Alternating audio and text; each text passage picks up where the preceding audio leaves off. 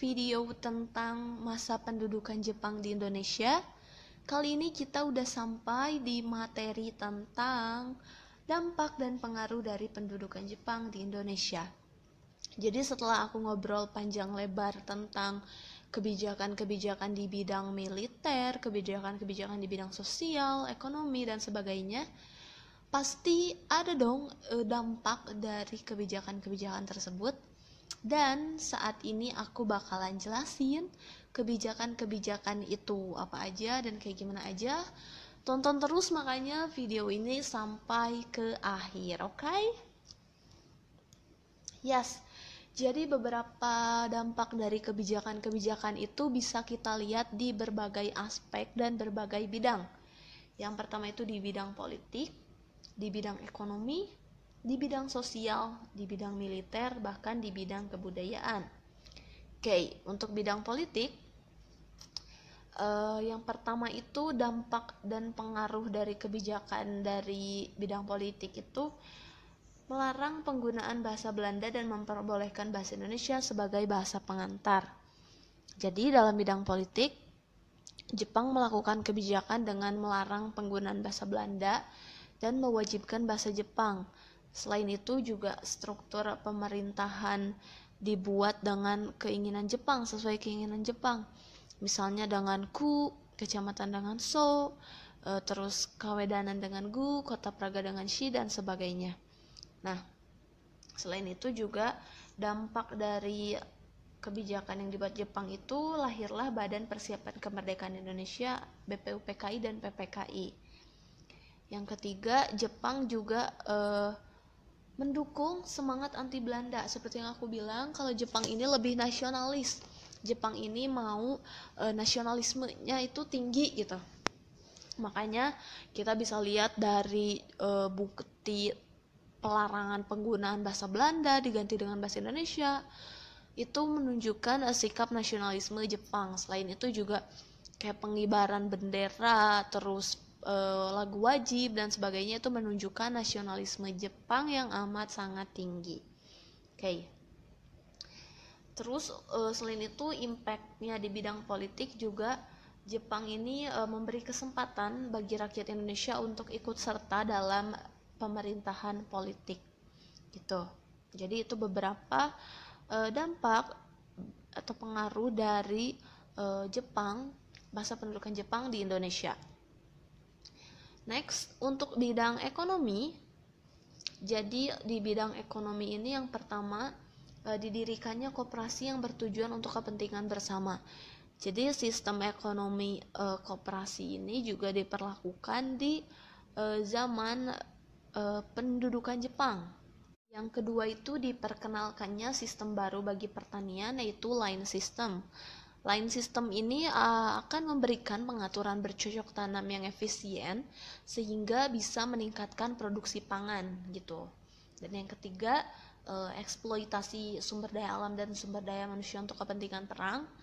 As I mentioned before, selain mengeksploitasi sumber daya alamnya, minyak buminya, segala macamnya, Jepang juga mengeksploitasi sumber daya manusia kita untuk Romusha misalkan, dan membentuk organisasi-organisasi militer. Itu juga sebenarnya tujuannya kan untuk membantu Jepang. Jadi itu sama aja dengan mengeksploitasi sumber daya manusia kita.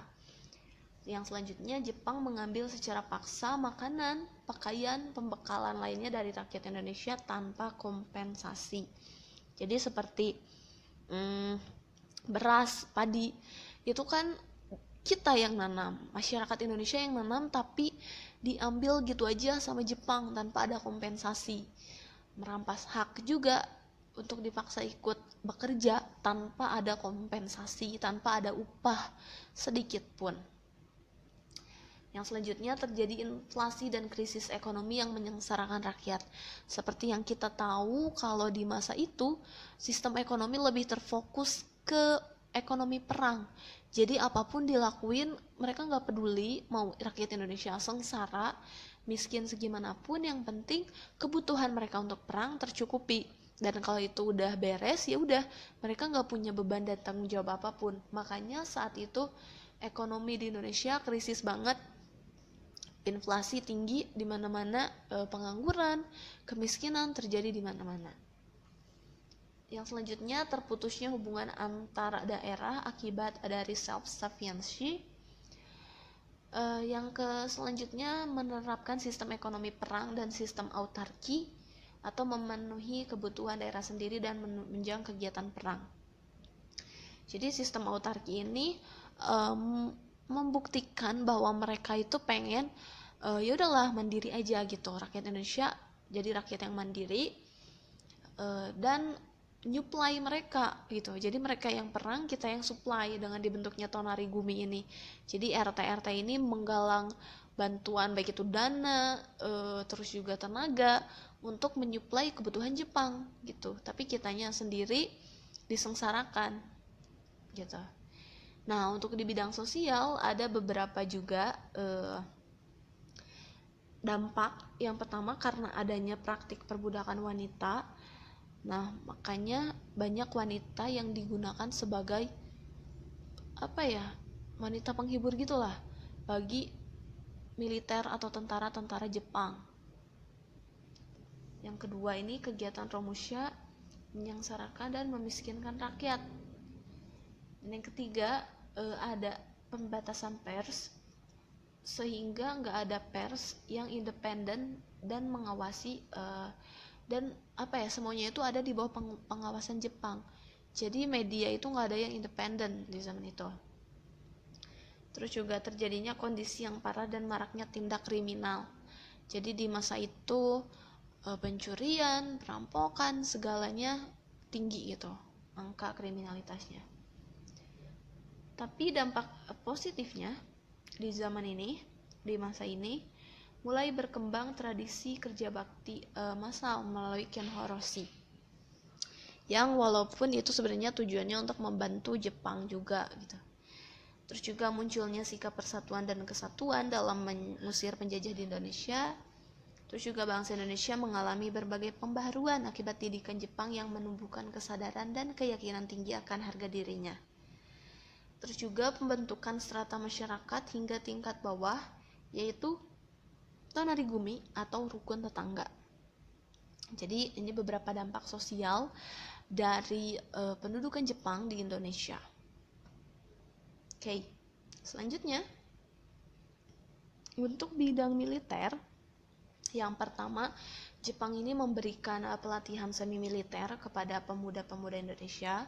Seperti yang aku bilang, pemuda Indonesia itu dikumpulkan terus di training biar mereka cakap dan bisa terjun ke militer.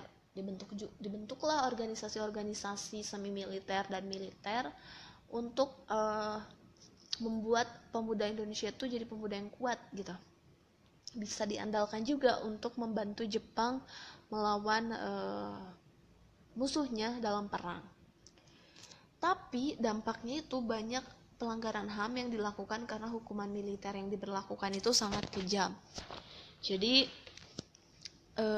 militer itu digunakan sebagai alat untuk punishment gitu buat mereka gitu. Dan di bidang kebudayaan ada beberapa dampaknya juga. Yang pertama, Jepang ini mendirikan Keimin Bunka Shidasho atau pusat kebudayaan, di mana pusat kebudayaan ini dipakai untuk mewadahi aktivitas dari kebudayaan di Indonesia. Yang kedua juga dibentuk Persatuan Aktris Film Indonesia atau Persafi untuk mendorong aktris profesional ataupun amatir Indonesia bereksperimen dengan mengubah lakon terjemahan bahasa asing ke bahasa Indonesia. Jadi itu beberapa dampak, beberapa pengaruh dari kebijakan-kebijakan yang diterapkan oleh Jepang saat menguasai Indonesia.